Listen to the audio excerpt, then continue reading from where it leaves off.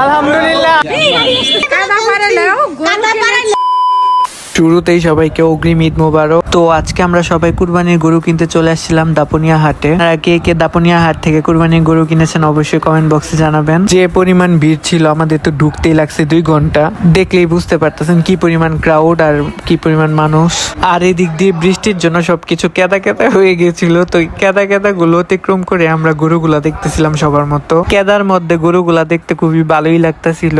আর গরুর দাম আমার কাছে এবার তুলনামূলক কমই লাগছে, কিন্তু তারপরে মনের মতো পাইতেছিলাম না। তারপর দেখি এসএসসি এগ্রোর ফারিয়া পুকুর ব্লকবাস্টারও চলে আসছে। তারপরে ঘুরতে ঘুরতে আল্লাহর অশেষ রহমতে এই গরুর আমগো সবার অনেক ভালো লেগেছে। আলহামদুলিল্লাহ।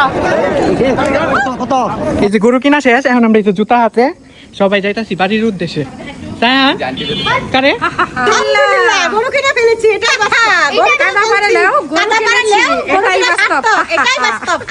তারপরে এই কেদা মেদা অতিক্রম করে আঙ্গুর গরু লয়ে পড়ছি বাসার সামনে। তারপরে একবারে শরীর একটা জুস লয়ে গরু লয়ে আডা শুরু করলাম। তারপরে দিয়ে গ্যারেজে গরুটা রাখার পর দাদা আর আমার পাপা মিল্লা গরুটারে কি যে আদর করতেছিল। সায়হান তো পিচ্ছি, তাই অনেক ভয় পাইতেছিল, কিন্তু গরুটা অনেক লক্ষ্মী ছিল। গরুটা তো আমার সেই পছন্দ হয়েছে। সবকিছু আল্লাহর ইচ্ছা। আল্লাহ সবার কুরবানি গুলা কবুল করে নে। তো দোয়া রইলো সবার ঈদটা যেন ভালো যায়। আমার জন্য সবাই দোয়া করবেন। ঈদ মোবারক।